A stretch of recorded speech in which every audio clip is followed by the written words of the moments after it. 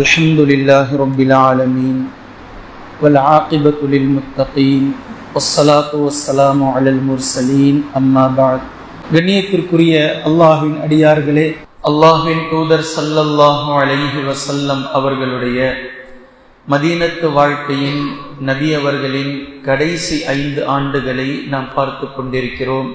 பத்ருக்கும் உஹதுக்கும் பின்னால் அஹ்ஸாப் என்ற இந்த மிகப்பெரிய போர் குறைஷி மக்களுக்கு மிகப்பெரிய ஆட்டம் காண வைத்தது. நபி ஸல்லல்லாஹு அலைஹி வஸல்லம் அவர்களின் மீதும் சஹாபாக்களின் மீதும் முஃமின்களின் மீதும் மிகப்பெரிய ஒரு பயத்தை ஏற்படுத்தியது. நபி ஸல்லல்லாஹு அலைஹி வஸல்லம் அவர்கள் உண்மையான நபிதான். எப்படி சஹாபாக்கள் அல்லாஹ்விடமிருந்து தங்களுக்கான உதவிகளை கண்கூடாக கண்டார்களோ, இதே போன்று இஸ்லாமிய படையினரை எதிர்த்து வந்த அந்த விரோதிகள் அல்லாஹ்வினுடைய தண்டனையை கண்கூடாக கண்டார்கள். இது அஹ்ஸாபில் அவர்களுக்கு மிகவும் உறக்க வலித்தது. இதை அவர்கள் கண்டு கொண்டார்கள். அதே போன்று பனு குறைலா போர் யூதர்களுக்கு மிகப்பெரிய சம்பட்டை அடியாக இருந்தது. யூதர்கள் ஆங்காங்கே முனாஃபிகீன்களோடு சேர்ந்து முனாஃபிகீன்களாகவும் தங்களுடைய யூதத்தன்மையில் மிக கொடியவர்களாகவும் வாழ்ந்து வந்த மக்கள் மதீனாவில் பனு குறைலாவினுடைய போருக்கு பின்னால் அவர்களுடைய கொட்டமும் கொஞ்சம் அடங்கியது.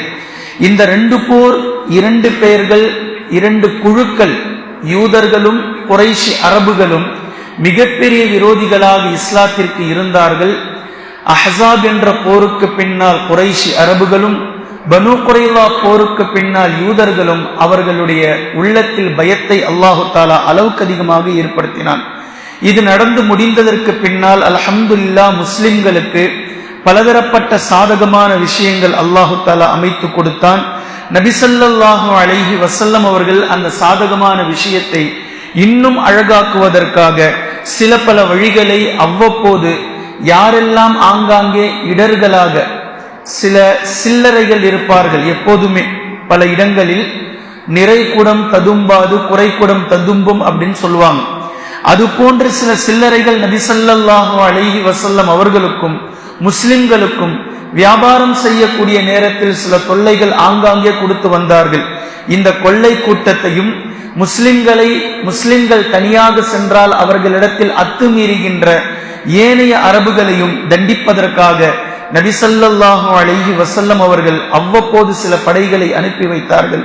அப்படி இந்த பனு குறைலா போருக்கு பின்னால் நபி ஸல்லல்லாஹு அலைஹி வஸல்லம் அவர்கள் அனுப்பி வைத்த முதல் சிறிய படை உக்காஷா இப்னு மிஹ்சன் ரலியல்லாஹு அன்ஹு அவர்களுடைய தலைமையில் 40 தோழர்களை உள்வாங்கிக் கொண்டு ஹிஜ்ரி 6 ரபியுல் அவ்வல் மாதம் அல்லது ரபியுல் ஆகிர் மாதம் நபி ஸல்லல்லாஹு அலைஹி வஸல்லம் அவர்கள் கம்ர் என்ற பகுதிக்கு அனுப்பி வைத்தார்கள். அவர்களிடத்தில் போர் செய்யுங்கள் அல்லது அவர்களை எச்சரித்து வாருங்கள் என்று இந்த பகுதிக்கு அனுப்பி வைத்தார்கள். முஸ்லிம்கள் தங்களை தாக்குவதற்காக வருகிறார்கள் என்ற செய்தியை கம்ரு பகுதியின் மக்கள் கண்டறிந்ததுமே மலையின் மீது தங்களை தற்காத்துக் கொள்வதற்காக ஓடிவிட்டார்கள். முஸ்லிம்கள் வெற்றிகரமாக போரே இல்லாமல் தப்பித்து ஓடியவர்களுடைய பொருட்களையும் கிட்டத்தட்ட 200 ஒட்டகங்களையும் நபி ஸல்லல்லாஹு அலைஹி வஸல்லம் அவர்களிடத்தில் வெற்றியோடு கொண்டு வந்து சேர்ந்தார்கள். அதே போன்று இரண்டாவதாக அதே மாதம் அதே ஆண்டு ஹிஜ்ரி 6 ரபியுல் அவ்வல் அல்லது ரபியுல் ஆகிர் இந்த இரண்டில் ஏதேனும் ஒன்று நபி ஸல்லல்லாஹு அலைஹி வஸல்லம் அவர்கள் முஹம்மது இப்னு மஸ்லமா ரலியல்லாஹு அன்ஹு அவர்களுடைய தலைமையில் 10 தோழர்களோடு துல்கஸ்ஸா என்ற ஒரு இடத்திற்கு அனுப்பி வைத்தார்கள், அவர்களை எச்சரித்து வரும்படி. இந்த இடத்திற்கு சென்று அவர்களும் பயந்தவர்களை போன்று எதிரிகள் இருந்தார்கள். இதை சற்றும் எதிர்பாராத முஸ்லிம் தோழர்கள் 10 தோழர்களும் சற்று உறங்கலாம் என்று உறங்கிக் கொண்டிருக்கக்கூடிய நேரத்தில் எதிரிகள் திடீர் தாக்குதல் நடத்தியதில் 10 தோழர்களில் 9 தோழர்கள் ஷஹீதானார்கள். முஹம்மது இப்னு மஸ்லமா ரலியல்லாஹு அன்ஹு அவர்கள் மட்டும் காயங்களோடு நபி ஸல்லல்லாஹு அலைஹி வஸல்லம் அவர்களிடத்தில் வந்து சேர்ந்தார்கள். உடனே நபி ஸல்லல்லாஹு அலைஹி வஸல்லம் அவர்கள் அபூ உபைதா இப்னு அல் ஜர்ராஹ் ரலியல்லாஹு அன்ஹு அவர்களுடைய தலைமையில் 40 நபி தோழர்களோடு ஹிஜ்ரி 6 ரபியுல் அவ்வல் ரபியுல் ஆகிர் மாதம் மீண்டும் துல்கஸ்ஸா என்ற பகுதிக்கு நபி ஸல்லல்லாஹு அலைஹி வஸல்லம் அவர்கள் அனுப்பி வைத்தார்கள்.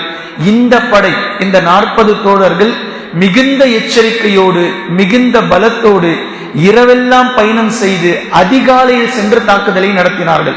அதிகாலை எப்போதுமே களைப்பாக இருக்கக்கூடிய நேரம், இவங்க வராங்கன்றது தெரியாது. இப்போ திடீரென்று இரவெல்லாம் பயணம் செய்து அதிகாலையில் சென்று தாக்குதல் நடத்தக்கூடிய நேரத்தில் அவர்களால் தாக்குதலில் தங்களை தற்காத்துக் கொள்ள முடியாமல், தாக்குப்பிடிக்க முடியாமல் தப்பி ஓடினார்கள்.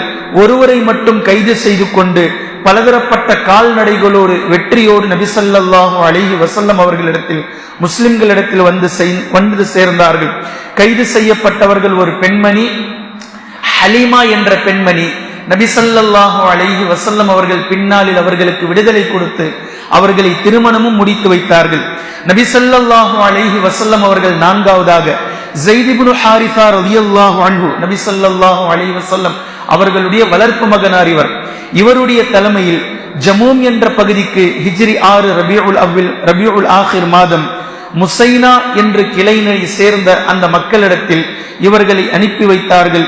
இவர்கள் செல்லக்கூடிய வழியிலேயே அந்த பகுதியில் இருந்து அந்த கிளையை சேர்ந்த ஒரு பெண்ணை இவர்கள் கைது செய்து, அந்த கைதியை வைத்து, அதாவது பெண் கைதியை வைத்தே எங்கெல்லாம் எதிரிகளுடைய சொத்துக்கள் இருக்கின்றன, கால்நடைகள் இருக்கின்றன, அவர்களுடைய தோட்டம் துறவுகள் இருக்கின்றது என்பதை அடையாளம் காட்டச் சொல்லி இந்த கைதியை வைத்தே ஒட்டுமொத்த செல்வங்களையும் முஸ்லிம் சகோதரர்கள், முஸ்லிம் தோழர்கள், சஹாபாக்கள் அந்த செல்வங்களை எடுத்து வந்தார்கள். எதிரிகள் இவர்களை போர் செய்யாமலேயே தப்பித்து ஓடிவிட்டார்கள். திரும்பிய பின்பு அந்த பெண் ஹலீமா என்பதை நபி ஸல்லல்லாஹு அலைஹி வஸல்லம் அவர்கள் அறிந்தார்கள். அதே போன்று ஐந்தாவதாக ஹிஜ்ரி 6 ஜமாதுல் ஊலா மாதம் ஈஸ் என்ற பகுதிக்கு நபி ஸல்லல்லாஹு அலைஹி வஸல்லம் அவர்கள் மீண்டும் ஸைத் இப்னு ஹாரிஸா ரலியல்லாஹு அன்ஹு அவர்களை தலைவராக வைத்து 170 வீரர்களோடு நபி ஸல்லல்லாஹு அலைஹி வஸல்லம் அவர்கள் அனுப்பி வைத்தார்கள். மிகப்பெரிய குறைஷிகளுடைய ஒரு படையை இந்த படை சென்று மோதியது. அதில் குறைஷி மக்கள் விரண்டோடி விட்டார்கள். ஸைத் இப்னு ஹாரிஸாவினுடைய படை வெற்றிகரமாக குறைஷிகள் கொண்டு சென்ற மிகப்பெரிய பொருளாதாரத்தை ஈட்டிக்கொண்டு, அதில் குறிப்பாக அபுல் ஆஸ் இருந்தார். அபுல் ஆஸ் யார் அப்படின்னா நபி ஸல்லல்லாஹு அலைஹி வஸல்லம் அவர்களுடைய மருமகனார். நபி அவர்களுடைய மகள் ஸைனப் ரலியல்லாஹு அன்ஹா அவர்களுடைய கணவர். ஸைனப் ரலியல்லாஹு அன்ஹா அவர்கள் இஸ்லாத்துல இருக்கிறாங்க, கணவர் இஸ்லாத்தை தழுவல. ஸைனப் ரலியல்லாஹு அன்ஹா அவர்கள் ஹிஜ்ரத் செஞ்சு நபி அவர்களோடு மதீனாவுக்கு வந்துட்டாங்க. கணவர் மக்காவில் காஃபிராகவே இருந்து கொண்டிருக்கக்கூடிய நேரம் அந்த நேரம். அப்ப அபுல் ஆஸை கைது செய்வதற்காக செல்லும் போது அபுல் ஆஸ் தப்பித்து ஓடிவிட்டார். ஆனால் அபுல் ஆஸுடைய எல்லா விதமான வியாபார பொருளாதாரத்தையும் ஸைத் இப்னு ஹாரிஸா ரலியல்லாஹு அன்ஹு அவர்கள் கைப்பற்றி வந்தார்கள். தப்பித்து சென்ற அபுல் ஆஸ் மக்காவிற்கு செல்வார் என்று எதிர்பார்த்தால் வேறு வழியாக திரும்பி மதீனாவில் தன்னுடைய மனைவி ஸைனப் ரலியல்லாஹு அன்ஹா அவர்களிடத்தில் வந்து சேர்ந்து தன்னுடைய பொருளாதாரத்தை கொடுக்கும்படி, இதை உங்களுடைய தந்தை, அதாவது தன்னுடைய மாமனாரிடத்தில் சொல்லும்படி ஸைனப் ரலியல்லாஹு அன்ஹா அவர்களிடத்தில் கேட்டுக்கொண்டார். இதற்கு ஏற்ப ஸைனப் ரலியல்லாஹு அன்ஹா அவர்களும் நபி ஸல்லல்லாஹு அலைஹி வஸல்லம் அவர்களிடத்தில் தன்னுடைய கணவருடைய பொருட்களை கொடுத்து விடுங்கள் என்று கூறினார்கள். நபி ஸல்லல்லாஹு அலைஹி வஸல்லம் அவர்களும் தங்களுடைய மகளுடைய ஒப்புதலுக்கு இணங்க மருமகனாருடைய பொருளையும் கொடுத்து, சஹாபாக்களிடத்தில் வற்புறுத்தாமல் நீங்கள் விரும்பினால் கொடுத்து விடுங்கள் என்று கூறினார்கள். கைப்பற்றப்பட்ட பொருட்களை சஹாபாக்களும் நபி ஸல்லல்லாஹு அலைஹி வஸல்லம் அவர்களுடைய விருப்பத்திற்கு இணங்க ஒட்டுமொத்த பொருட்களையும் கொடுத்து விட்டார்கள். அபுல் ஆஸ் மக்காவிற்கு சென்று 3 ஆண்டுகள் கழித்து முஸ்லிமாக திரும்பி வந்தார். இஸ்லாத்தை ஏற்றுக்கொண்டார். அநேக பொருட்களை இஸ்லாத்திற்காக மீண்டும் கொண்டு வந்து கொடுத்தார் என்பதை வரலாற்றிலே நீங்கள் பார்க்கலாம். அதே போன்று மீண்டும் ஸைத் இப்னு ஹாரிஸா ரலியல்லாஹு அன்ஹு அவர்களுடைய தலைமையில் நபி ஸல்லல்லாஹு அலைஹி வஸல்லம் அவர்கள் 15 தோழர்களோடு தரிக் என்று சொல்லக்கூடிய ஒரு பகுதிக்கு எச்சரிக்கை செய்வதற்காக அனுப்பி வைத்தார்கள். எதிரிகள் தப்பி ஓடிவிட்டார்கள். 20 ஒட்டகங்களை ஸைத் இப்னு ஹாரிஸா ரலியல்லாஹு அன்ஹு அவர்கள் நபி ஸல்லல்லாஹு அலைஹி வஸல்லம் அவர்களிடத்தில் வெற்றியோடு கொண்டு வந்தார்கள். மீண்டும் 7வது முறை ஹிஜ்ரி 6ஆம் ஆண்டு ரஜபு மாதம் நபி ஸல்லல்லாஹு அலைஹி வஸல்லம் அவர்கள் ஸைத் இப்னு ஹாரிஸாவினுடைய தலைமையில் 12 தோழர்களோடு அனுப்பி வைத்தார்கள். இந்த இடத்தில் நிலை தடுமாறி சஹாபாக்கள் எதிரிகளோடு சண்டையிட நேரிட்டது. இதில் 9 தோழர்கள் ஷஹீதாக்கப்பட்டார்கள். 3 நபி தோழர்கள் காயங்களோடு நபி ஸல்லல்லாஹு அலைஹி வஸல்லம் அவர்களிடத்தில் திரும்பி வந்தார்கள். அதில் ஸைத் இப்னு ஹாரிஸா ரலியல்லாஹு அன்ஹு அவர்களும் ஒருவர். திரும்பி வந்ததற்கு பின்னால் 8வது முறை நபி ஸல்லல்லாஹு அலைஹி வஸல்லம் அவர்கள் அபூ உபைதா ரலியல்லாஹு அன்ஹு அவர்களுடைய தலைமையில் 300 வாகன வீரர்களோடு மீண்டும் நபி ஸல்லல்லாஹு அலைஹி வஸல்லம் அவர்கள் குறைஷிகளை அட்டாக் செய்வதற்காக, கிட்டத்தட்ட இது எப்படி அப்படின்னா பத்ரு போர் எப்படி துவங்கியதோ அது போன்ற ஒரு விஷயம். அதாவது குறைஷிகள் கிட்ட அடி வாங்கிட்டு சஹாபாக்கள் வந்துட்டாங்க, 9 தோழர்கள் ஷஹீத் ஆயிட்டாங்க.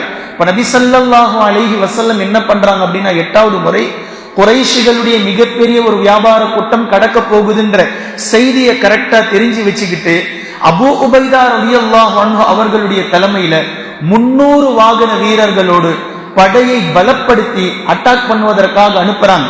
அபூ உபைதா ரலியல்லாஹு அன்ஹு அவர்கள் இந்த படையை அட்டாக் செய்வதற்காக குறிப்பிட்ட ஒரு இடத்தில், குறிப்பாக வாதில் குரா என்ற இடத்தில் சென்று தங்குகிறார்கள். வெற்றியும் அவர்களுக்கு கிடைக்கின்றது. அதே நேரத்தில் தங்கி இருந்த அவர்கள் 300 நபர்களுக்கு தினம் தினம் 3 ஒட்டகங்களை அறுத்து கொண்டிருந்தார்கள். அந்த நாள், அந்த நேரம் 300 நபர்களுக்கு உணவு இல்லை. சஹாபாக்கள் கிட்ட மிகுந்த கஷ்டம். 300 ஒட்டகங்கள், அதாவது 300 வீரர்களுக்கு 3 ஒட்டகங்களை தினம் தினம் அறுத்து வந்தார்கள். இப்படியே போய்கிட்டு இருந்தாக்கா வாகனங்கள் இல்லாம போயிடும். இது அபூ உபைதா ரலியல்லாஹு அன்ஹு அவர்கள் ஒட்டகங்களை அறுக்க வேண்டாம் என்று தடுத்துட்டாங்க. அப்போ உணவு இல்லாமல் மரத்தினுடைய இலைத்தலைகளை சஹாபாக்கள் சாப்பிட்டு கொண்டு கழித்து வந்தார்கள். அல்லாஹ்விடத்தில் துஆ செய்து வந்தார்கள். இந்த நேரத்தில் தான் திடீரென்று அல்லாஹு தஆலா வாதில் குரா என்ற இடம் கடற்பகுதிக்கு மிக நெருக்கமான இடம். அந்த இடத்தில் இருந்து ஒரு மிகப்பெரிய மீனை அல்லாஹு தஆலா சஹாபாக்களுக்கு கொடுத்தான்.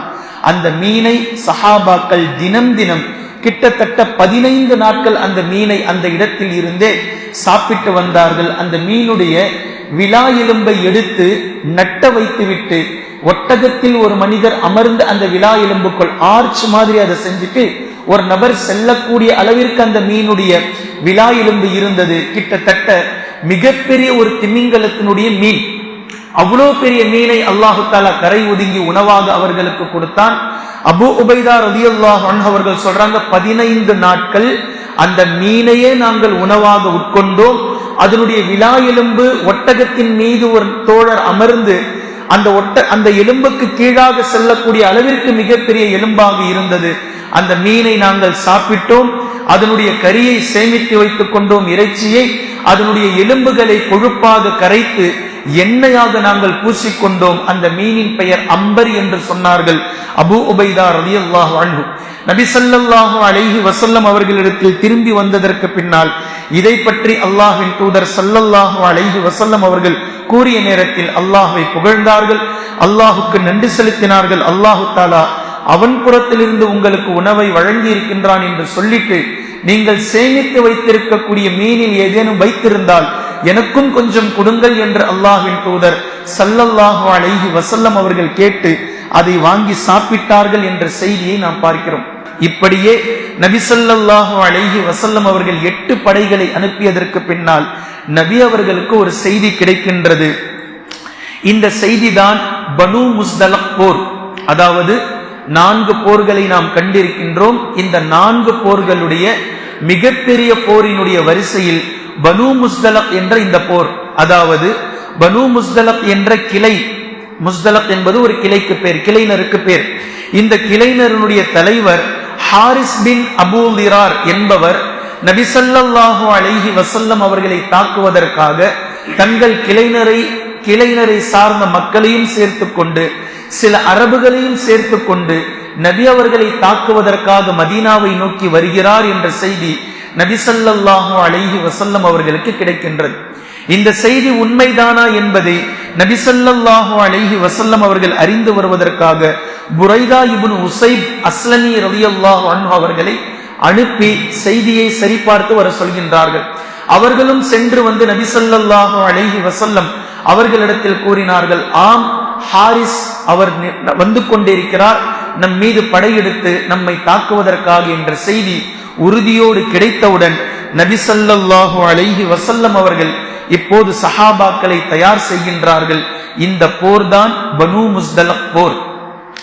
நபி ஸல்லல்லாஹு அலைஹி வஸல்லம் அவர்களோடு போர்க்களத்திற்கு வந்த போர்களிலேயே இந்த போரில் தான் முனாஃபிகீன்கள் அதிகமாக கலந்து கொண்டார்கள். யூதர்களும் இந்த போர்ல நபி அவர்களோடு இருந்தாங்க. முனாஃபிகீன்கள் என்று குர்ஆன்ல பேசுதே முனாஃபிக்குகள், இந்த முனாஃபிகீன்களும் அளவுக்கு அதிகமாக எந்த போரிலும் இல்லாத அளவுக்கு இந்த பனு முஸ்தலக், இந்த போருக்கு இன்னொரு பெயர் இருக்கு, அல் முரைசி.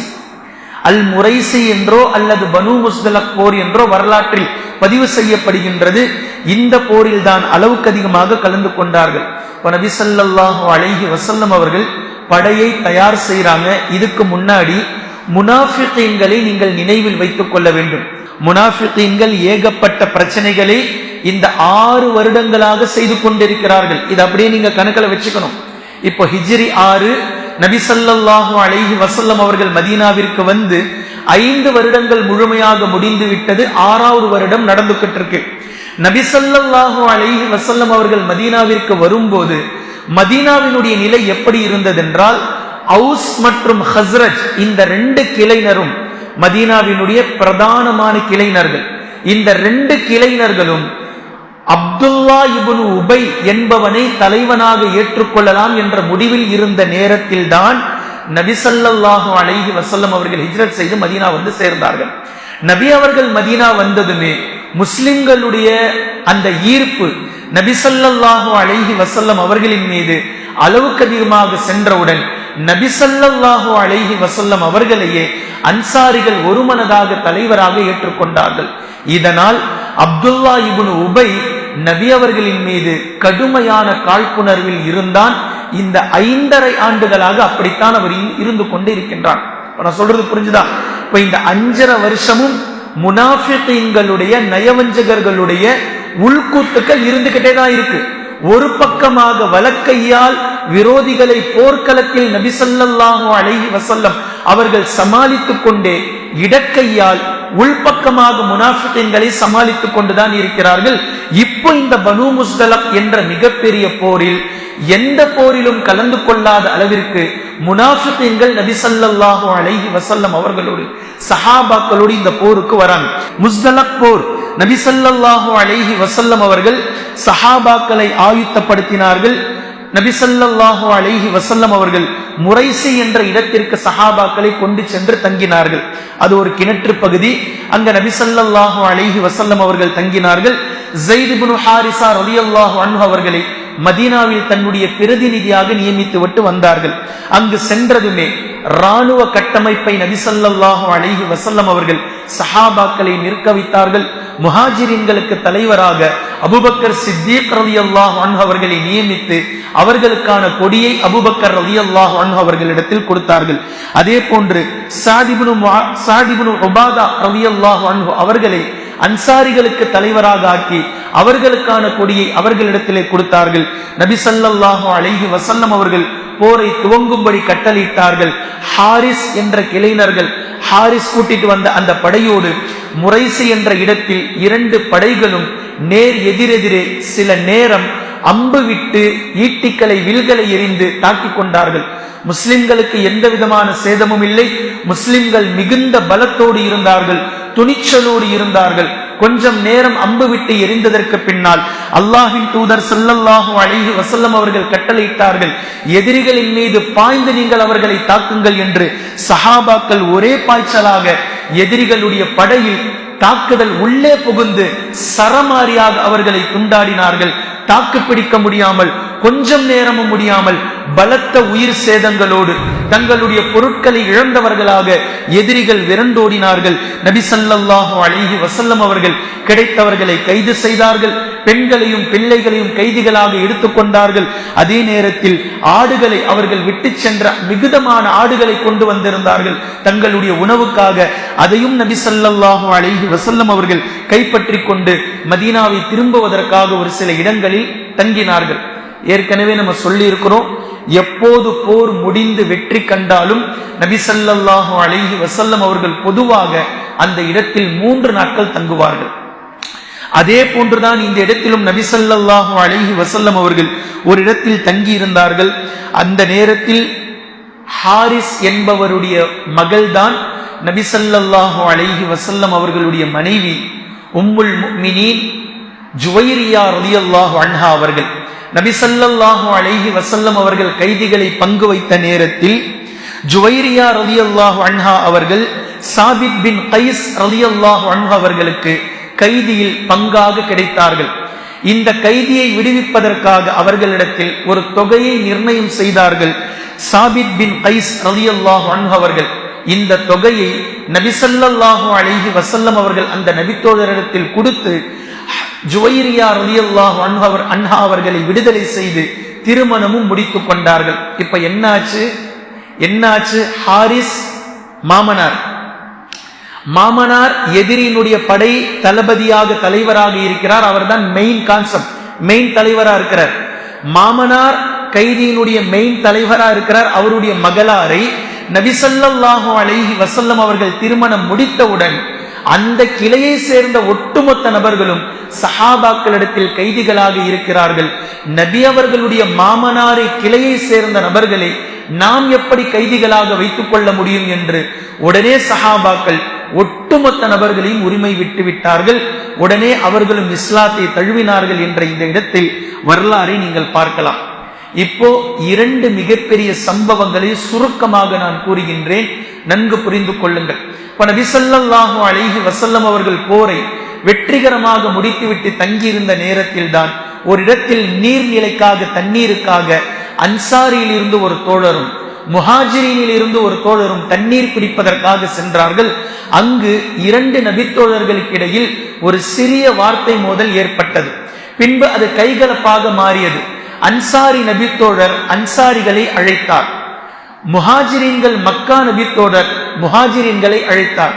இந்த 2 பேருமே இவர்களுடைய கிளைகளை அழைத்ததுமே இது நபி ஸல்லல்லாஹு அலைஹி வஸல்லம் அவர்களுடைய காதிற்கு எட்டியது. நபி அவர்கள் கடுமையான கோபமாக, இன்னும் நீங்கள் அறியாமை காலத்தில் தான் இருக்கிறீர்களா? கடுமையான கோபத்தோடு 2 பேரையும் எச்சரித்து 2 பேரையும் சமாதானம் செய்து வைத்தார்கள்.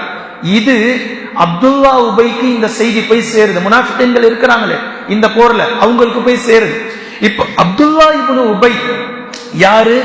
மதீனாவுக்கு உரியவர், அதாவது அன்சாரி தோழர். அந்த சைட்ல இருந்து அப்துல்லா இப்னு உபை பேசினான். பாத்தீங்களா, வந்தேரிகளுக்கு சாதகமாக நபி அவர்கள் சமாதானம் பண்ணி வச்சாங்க. 2 பேரையும் சமம் படுத்தினாங்க, சண்டை போட்டுக்காதீங்கன்னு சொல்லிட்டு.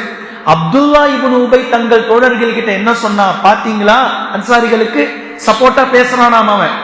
பாத்தீங்களா, வந்தேரிகளுக்கு நீங்க இடம் கொடுத்தீங்க, உங்களுடைய பொருளாதாரத்தை கொடுத்தீங்க, உங்களுடைய வியாபாரத்துல கூட்ட ஆக்கிக்கிட்டீங்க, உங்களுக்கே முகம்மது வேட்டு வைக்கிறார், பாத்தீங்களா, அனுபவிங்க, இன்னும் நீங்க நிறைய அனுபவிக்க போறீங்க அப்படின்னு சொல்லிட்டு மதீனாவுக்கு போனதுமே முதல் வேலையா கண்ணியமானவர்கள் இழிவானவர்களை மதீனாவை விட்டு வெளியேற்ற வேண்டும் அப்படின்ற ஒரு வார்த்தையை பயன்படுத்தலாம்.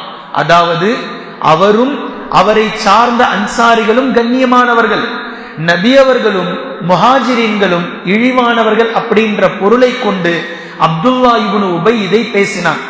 அந்த சபையில ஸைத் இப்னு அர்கம் ரலியல்லாஹு அன்ஹு அவர்கள் சிறுவராய் இருந்தாங்க. குடுகுடுகுருன்னு சொல்லி ஓடி வந்தாங்க. நபி ஸல்லல்லாஹு அலைஹி வஸல்லம் கிட்ட இந்த செய்தியை சொல்லிட்டாங்க. அல்லாஹ் சின்ன புள்ள, அல்லாஹ்வின் தூதரே, அப்துல்லா இப்னு உபை இப்படி பேசுறா, உங்களை இழிவானவர், முஹாஜிரின்கள் அன்சாரிகளை பிளவுபடுத்தி இழிவுபடுத்தி இப்படி பேசுகின்றான் அப்படின்ற செய்தியை சொன்னாங்க. பக்கத்துல உமர் ரலியல்லாஹு அன்ஹு அவர்களும் இருந்தாங்க. நபி அவர்கள் கிட்ட சொன்னாங்க கோபத்தோடு. உமர் ரலியல்லாஹு அன்ஹு அவர்கள், அல்லாஹ்வின் தூதரே, நீங்கள் ஆணையிடுங்கள், கட்டளையிடுங்கள், அப்துல்லா இப்னு உபையை கொன்று விடலாம். ஏன்னா முனாஃபிக் என்றது தெரியுது. 6 வருஷமா பாக்குறாங்க, 6 வருஷமா அவனுடைய நயவஞ்சகத்தை ஃபேஸ் பண்ணிக்கிட்டு தான் இருக்கிறாங்க. அவனை கொன்று விடலாம், இவன் மிகப்பெரிய ஃபசாத் ஃபித்னாக்காரன், இவனை கொன்று விடலாம் அப்படின்னு சொல்லிட்டு நபி ஸல்லல்லாஹு அலைஹி வஸல்லம் கிட்ட உமர் இப்னுல் கத்தாப் ரலியல்லாஹு அன்ஹு அவர்கள் சொல்லும்போது நபி ஸல்லல்லாஹு அலைஹி வஸல்லம் சொல்றாங்க, உமரே, நான் அவனை கொன்றால் மக்கள் என்ன சொல்வாங்க?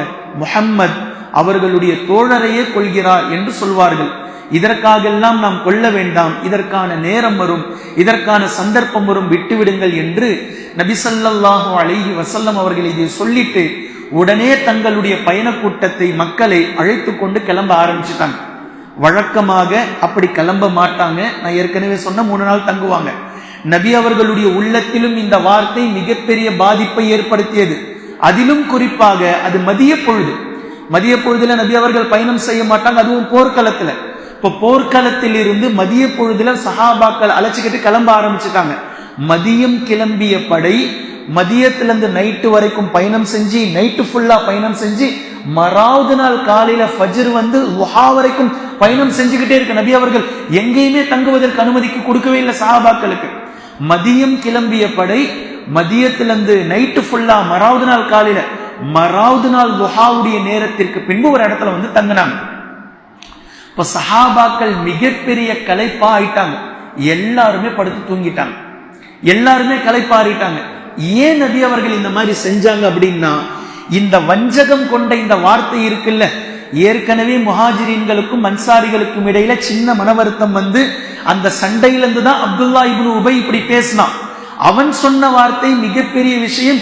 இப்ப இது பரவிக்கிட்டே இருக்கு, முஹாஜிரீன்கள் அன்சாரிகளுக்கு மத்தியில் இது பரவிக்கிட்டே இருக்கு. இப்போ நபி அவர்கள் என்ன செஞ்சாங்க அப்படின்னா, இதுதான் ஒரு தலைமைத்துவத்துக்கான பண்பு. ஒரு சின்ன தர்ம சங்கடம் மக்களுக்கு மத்தியில வந்ததுமே அந்த விஷயம் விஷமாக பரவாமல், கேன்சர் மாதிரி பரவாம, அதை எப்படி திசை திருப்புதுன்றது நபி அவர்கள் எப்படி செய்யறாங்க பாருங்க. ஒரு நாள் ஃபுல்லா கிட்டத்தட்ட 22 மணி நேரம் சஹாபாக்களை நடக்க விட்டது இதுதான் காரணம். நைட்டு ஃபுல்லா தூங்க விடாம, மதிய பொழுது ரெஸ்ட் எடுக்க விடாம, அங்கிருந்து கிளம்ப ஆரம்பிச்சு கிளம்பி மறாவது நாள் லுஹா வரைக்கும் வந்ததுமே எல்லாருமே இந்த பயணத்தை பற்றி பேச ஆரம்பிச்சுட்டாங்க. ஏன் நபி அவர்கள் இப்படி செய்யறாங்க? ரொம்ப கஷ்டமா இருந்தது, சஹாபாக்கள் களைப்பாக இருந்தார்கள், பேசுவதற்கு டைமே கொடுக்கல நபி அவர்கள். அவரை பற்றி இவரும் இவரை பற்றி அவரும் இந்த சண்டை சச்சரவை பெருசாக்கி விடாம, டைமே கொடுக்காம நபி அவர்கள் ஒட்டுமொத்த அன்சாரிகள் முஹாஜிரீன்களுடைய சிந்தனையை வேறு சிந்தனை பக்கம் கொண்டு சென்று விட்டார்கள். எவ்வளவு அழகான வழிமுறை பாருங்கள். ஒருவர் இன்னொருவரை பற்றி புறம் பேசி சண்டை சச்சரவு வர மாதிரி இருக்குன்னா திசை திருப்பி விடுறாங்க நபி ஸல்லல்லாஹு அலைஹி வஸல்லம் அவர்கள். அப்போ அதற்கான மேற்கோளாக நபி அவர்கள் இந்த மாதிரி செஞ்சாங்க. பின்பு நபி ஸல்லல்லாஹு அலைஹி வஸல்லம் அவர்கள் அந்த இடத்தில் தங்கினார்கள். இரண்டாவது குழப்பம், இப்ப தங்கினாங்கல்ல இந்த இடத்துல நன்கு ஓய்வு எடுத்துட்டு மீண்டும் படை கிளம்பும் போது கிளம்புற நேரத்துல என்ன நடந்தது அப்படின்னா, ஆயிஷா ரலியல்லாஹு அன்ஹா, மிகப்பெரிய பிரபல்யமான சம்பவம், நீங்க எல்லாருமே இதை கேள்விப்பட்டிருப்பீங்க. இந்த சம்பவம் இந்த நேரத்துல தான் நடந்தது. பனு முஸ்தலக் போருக்கு பின்னால் ஆயிஷா ரலியல்லாஹு அன்ஹா அவர்கள் தங்களுடைய தேவையை நிறைவேற்றுவதற்காக வெகு தூரமாக சென்றிருந்தாங்க. போயிட்டு அவங்க பார்த்தாக்கா எல்லாருமே ஓய்வு எடுத்துக்கிட்டு இருந்தாங்க. அந்த நேரத்துல ஆயிஷா ரலியல்லாஹு அன்ஹா அவர்களுடைய சகோதரி ஒருத்தவங்க ஒரு மணிமாலையை கொடுத்திருந்தாங்க. சுய தேவைக்காக போயிட்டு வந்த நேரத்துல அந்த மணிமாலையை தவற விட்டுட்டாங்க. அவங்களுக்கு தெரியல, போயிட்டு வந்துட்டாங்க. இப்போ மீண்டும் என்ன செய்யறாங்க அப்படின்னா, எல்லாருமே ஓய்வு எடுத்துக்கிட்டு தானே இருக்கிறாங்க அப்படின்னு சொல்லி அந்த மணிமாலையை தேடுவதற்காக எதுவரைக்கும் தன்னுடைய தேவையை நிறைவேற்றுவதற்காக சென்றிருந்தார்களோ, மீண்டும் ஆயிஷா ரலியல்லாஹு அன்ஹா அவர்கள் இரண்டாவது முறை அந்த மணிமாலையை தேடுவதற்காக போயிட்டாங்க. மணிமாலையை தேடி கண்டுபிடிச்சு எடுத்துட்டு பார்க்கறாங்க.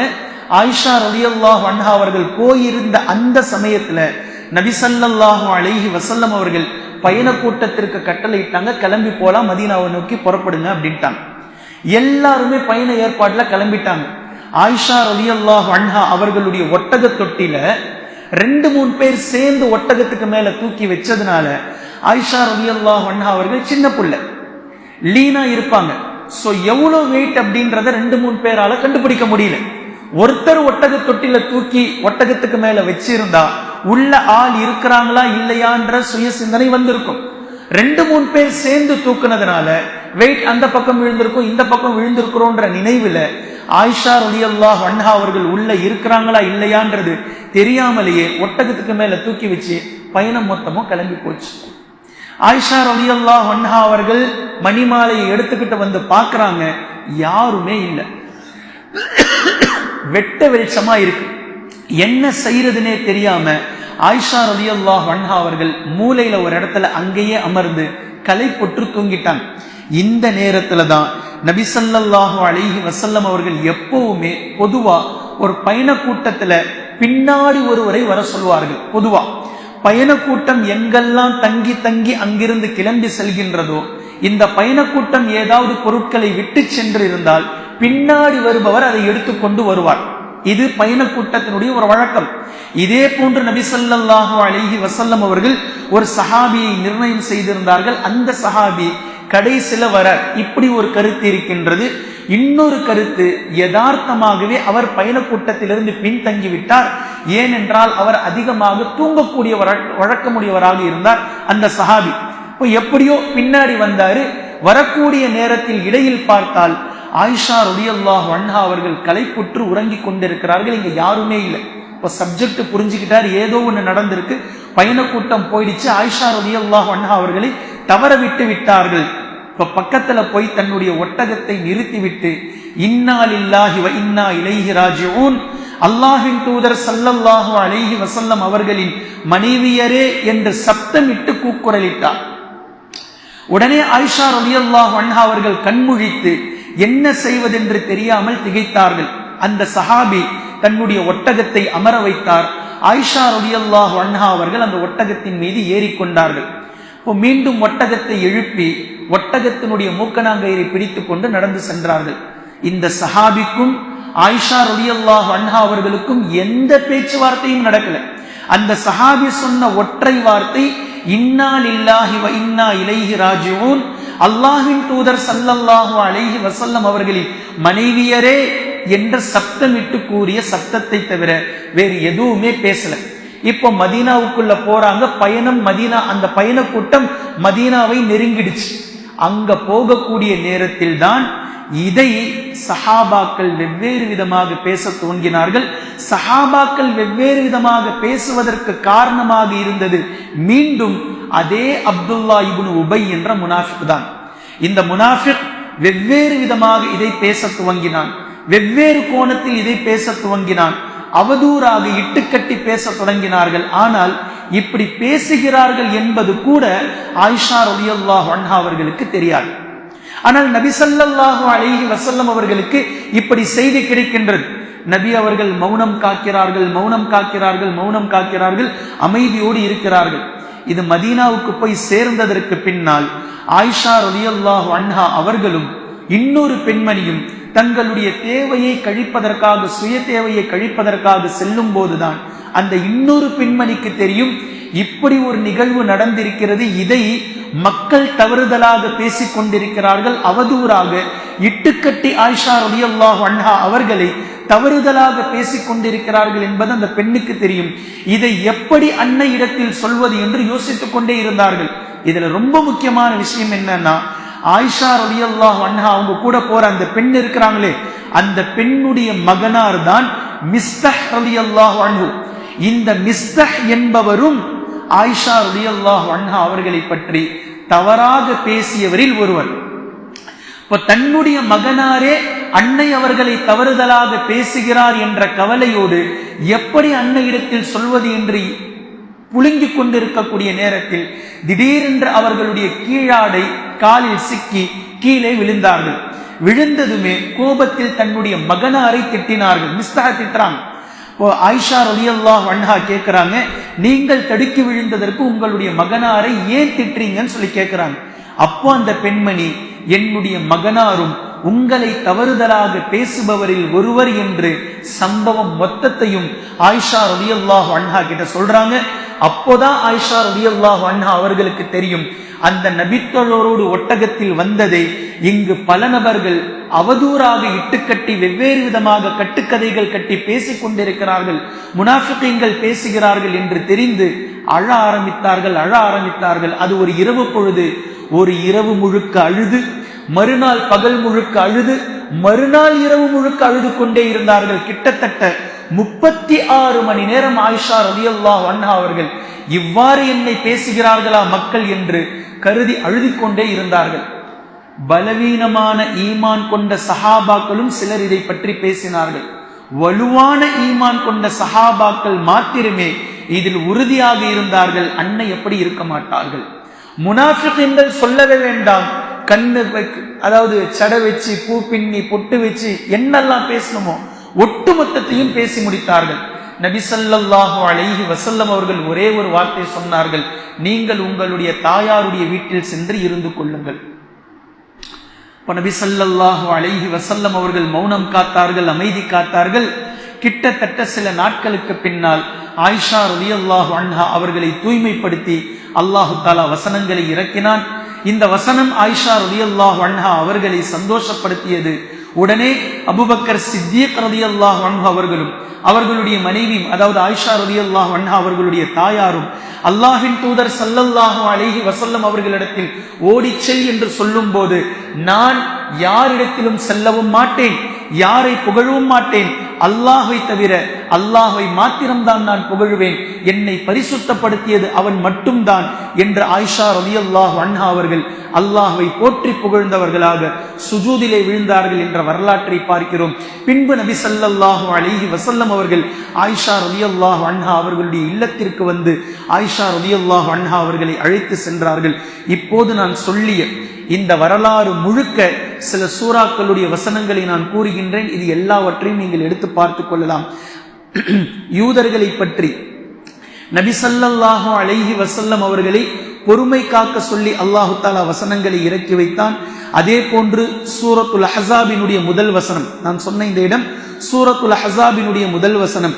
அதே போன்று சூரத்துல் ஹஷ்ரினுடைய 11வது வசனம் சொன்ன இந்த வரலாற்றினுடைய சம்பவங்களை அல்லாஹு தஆலா ஆங்காங்கே குறிப்புகளாக பேசுகின்றான். இதே போன்று சூரத்து தௌபாவினுடைய 126வது வசனம், 47வது வசனம் முஸ்லிம்களை பற்றி, முஸ்லிம்களுடைய உள்ளங்களை பற்றி அல்லாஹு தஆலா பேசுகின்றான். அதே போன்று சூரா யூசுஃபினுடைய 18வது வசனத்தை நீங்கள் எடுத்து பார்க்கலாம். அல்லாஹு தஆலா இதை பற்றி பேசுகின்றான். அதே போன்று சூரத்து தௌபாவிலே இதை பற்றி அல்லாஹு தஆலா பேசுகின்றான். சூரத்துல் முனாஃபிகீனுடைய 1 to 8 வரைக்கும் அல்லாஹு தஆலா வசனங்களை பேசுகின்றான். குறிப்பாக இதில் ஸைத் இப்னு அர்கம் ரலியல்லாஹு அன்ஹு அவர்கள் அப்துல்லா இப்னு உபை இப்படி பேசிட்டான்னு சொல்லி வந்து சொன்னாங்கல்ல. மதீனாவிற்கு வந்ததற்கு பின்னால் அன்சாரிகள் சிலர் வந்து சொன்னார்கள், ஸைத் இப்னு அர்கம் சின்ன புள்ள, அப்துல்லா இப்னு உபை பேசியது சரியான முறையில புரிஞ்சுக்க முடியாம உங்ககிட்ட வந்து அப்துல்லா இப்னு உபை இப்படி பேசிவிட்டார் என்ற தவறுதலாக சொல்லி இருக்கலாம், அதனால நீங்க இதை பெருசுபடுத்தாதீங்க, அப்துல்லா இப்னு உபையை விட்டுடுங்க அப்படின்னு சொல்லி மக்கள் சொன்னார்கள். இந்த இடத்தில் ஸைத் இப்னு அர்கமுக்கு கோபம், என்ன பொய்யன் ஆக்கிட்டாங்களே, எனக்கு விளக்கம் இல்லாதவன் ஆக்கிட்டாங்கன்னு சொல்லி மஸ்ஜிது நபவிக்கு ஓடிட்டு போய் உட்கார்ந்து அழ ஆரம்பிச்சுட்டாங்க. இப்ப இந்த நேரத்தில் தான் சூரத்துல் முனாஃபிகூனுடைய 8 வசனங்களை, நம்பர் 1 to 8 வரைக்கும் உள்ள வசனங்களை அல்லாஹு தஆலா இறக்கினான். நபி ஸல்லல்லாஹு அலைஹி வஸல்லம் அவர்கள் ஸைத் இப்னு அர்கமை அழைத்து இந்த 8 வசனங்களை ஓதி காட்டினார்கள். நீங்கள் உண்மையாளர் தான், அப்துல்லா இப்னு உபையும் அவனோடு சேர்ந்த நயவஞ்சகர்களும் பொய்யர்கள், அவன் அப்படித்தான் பேசினான் என்று அல்லாஹு தஆலா ஸைத் இப்னு அர்கம் ரலியல்லாஹு அன்ஹு அவர்களை மெய்ப்படுத்திய இந்த வசனங்கள் ஒட்டுமொத்த இந்த இடங்களிலும் இந்த செய்திகளை நீங்கள் பார்க்கலாம். இந்த வசனங்களை நீங்கள் சரியாக குறிப்பெடுத்து வைத்துக் கொள்ளுங்கள், சரியாக இதனுடைய தர்ஜுமாவை நீங்கள் பார்த்துக் கொள்ளுங்கள். எல்லா வசனங்களுக்கும் தர்ஜுமாவை கொடுத்து பொருள் தரக்கூடிய அளவிற்கு நேரம் இல்லை. நான் குறிப்பிட்ட இந்த வசனங்களை எல்லாம் நீங்கள் எடுத்து பார்த்துக் கொள்ளுங்கள். இந்த சம்பவத்திற்கு பின்னால் சூரத்துல் முனாஃபிகூனுடைய இந்த 8 வசனங்கள் இறங்கியதற்கு பின்னால் அன்சாரிகளில் பலரும், அவுஸ் ஹஸ்ரஜ் கிளையை சேர்ந்த பலரும் அப்துல்லா இப்னு உபை சலூலை திட்ட ஆரம்பித்து விட்டார்கள். அப்துல்லா இப்னு உபை சலூல் வந்தாலே மக்கள் அவனோடு பேசுவதை நிறுத்தி கொண்டார்கள். அப்துல்லா இப்னு உபையை வெறுக்க ஆரம்பித்து விட்டார்கள். இது அவனுக்கு மிகப்பெரிய அசிங்கத்தையும் மிகப்பெரிய ஒரு கண்ணிய குறைவையும் மக்களுக்கு மத்தியில் ஏற்பட்டது. அப்போ அப்துல்லா இப்னு உபையை பார்க்கும் போதெல்லாம் மக்கள் திட்ட துவங்கி விட்டார்கள். இந்த நேரத்தில் உமர் ரலியல்லாஹு அன்ஹு அவர்களை பார்த்து அல்லாஹ்வின் தூதர் ஸல்லல்லாஹு அலைஹி வஸல்லம் அவர்கள் கூறினார்கள், உமரே, அந்த நேரத்தில் நீங்கள் அப்துல்லா இப்னு உபையை கொல்லச் சொன்னீர்கள் என்னிடத்தில். நான் அப்போது கொன்றிருந்தால் மக்கள் என்னை எப்படி பேசியிருப்பார்கள். ஆனால் இப்போது நிலைமையை நீங்களே பாருங்கள். நான் மக்களை அப்துல்லா இப்னு உபையை கொன்று விடுங்கள் என்று கூறினால் அவர்களே அவனை கொன்று விடுவார்கள். இந்த நிலையை அல்லாஹு தஆலா நமக்கு சாதகமாக ஏற்படுத்தி தந்திருக்கின்றான் என்று நபி ஸல்லல்லாஹு அலைஹி வஸல்லம் அவர்கள் சொல்லிய நேரத்தில் உமர் ரலியல்லாஹு அன்ஹு அவர்கள் அதை வழிமொழிந்தார்கள், அல்லாஹ்வின் தூதரே, எல்லோரையும் விட ஞானம் மிக்கவர்கள் நீங்கள்தான். அந்த நேரத்திலிருந்து இந்த நேரம் வரைக்கும் நீங்கள் அவனை கொல்லாமல் இருந்தீர்கள். உண்மையில் அவனுக்கான சமயத்தை, அவனுக்கான சூழ்நிலையை அல்லாஹு தஆலா உங்களுக்கு ஏற்படுத்தி கொடுத்து கொண்டிருக்கின்றான் என்பதை இப்போது நான் உணர்கின்றேன். உங்களுக்கு ஞானத்தை வழங்கிய அல்லாஹ்வை நான் போற்றி புகழ்கின்றேன் என்று உமர் ரலியல்லாஹு அன்ஹு அவர்கள் கூறிய இந்த இரண்டு மிகப்பெரிய சம்பவங்கள் இந்த போரினுடைய முடிவில் நிகழ்ந்தது. இந்த முனாஃபிகீன்களை பற்றி அல்லாஹு தஆலா அப்பட்டமாக இறக்கியதற்கு பின்னால் இந்த குழப்பமான சூழலே முஸ்லிம்களுக்கு மிகவும் சாதகமானதாக, ஒரு பக்கம் குறைஷி குஃபார்களுக்கு அடியாக, இன்னொரு பக்கம் பனு குரைலா போருக்கு பின்னால், இந்த பனு முஸ்தலக் போருக்கு பின்னால் குறிப்பாக முனாஃபிகீன்களுக்கு தலைவனாக இருந்த அப்துல்லா இப்னு உபையினுடைய ஆட்டமும் அடங்கியது. முனாஃபிகீன்கள் யார் என்பதை முஸ்லிம்கள் மிக தெளிவாக புரிந்து கொண்டார்கள். முனாஃபிகீன்கள் எதை பேசினாலும் முஸ்லிம்கள் அதை கண்டு கொள்ளாமல் நகர்ந்து செல்லக்கூடிய நிலையை அல்லாஹு தஆலா இந்த போருக்கு பின்னால் நடந்த இந்த சூச்சகமான சம்பவத்தையே அல்லாஹு தஆலா முஸ்லிம்களுக்கு மீண்டும் சாதகமாக ஆக்கி வைத்து விட்டான். குர்ஆனுடைய வசனங்களை இறக்கி இந்த போருக்கு பின்னால் நபி ஸல்லல்லாஹு அலைஹி வஸல்லம் அவர்களுடைய அடுத்தடுத்த கட்டங்கள் எப்படி இருந்தது, என்ன நிகழ்ந்தது, ஓர் அளவு ஒட்டுமொத்தமாக நபி ஸல்லல்லாஹு அலைஹி வஸல்லம் அவர்கள் தங்களை சூழ்ந்து இருக்கக்கூடிய பலதரப்பட்ட சூட்சமங்களை, சூழ்ச்சிகளை முறியடித்துக் கொண்டே வந்து விட்டார்கள். அல்லாஹு தஆலா சமாதானத்தையும் சாதகத்தையும் முஸ்லிம்களுக்கு மிக உச்சியில் உடன்பாடான முறையில் அல்லாஹு தஆலா கொண்டு வந்து கொண்டே இருக்கின்றான். சமீபத்தில் இருக்கின்றது உம்ராவும் ஹஜ்ஜும் மக்கா வெற்றியும் அல்லாஹு தஆலா கூடிய சீக்கிரம் நபி ஸல்லல்லாஹு அலைஹி வஸல்லம் அவர்களுக்கு வழங்க இருக்கின்றான். இன்ஷா அல்லாஹ் இந்த போருக்கு பின்னால் அடுத்தடுத்த கட்டங்களை நபி அவர்கள் எப்படி கடந்து சென்றார்கள் என்பதை தொடர்ந்து நாம் பார்க்கலாம். குர்ஆனையும் ஹதீஸையும் தெளிவாக விளங்கக்கூடிய நன்மக்களாகவும் அதை நடைமுறைப்படுத்தக்கூடிய மக்களாகவும் அல்லாஹ் நம்மை ஆக்குவானாக. சுப்ஹானக்கல்லாஹும்ம பிஹம்திக அஷ்ஹது அல்லா இலாஹ இல்லா அன்த அஸ்தக்ஃபிருக வ அத்தூபு இலைக்.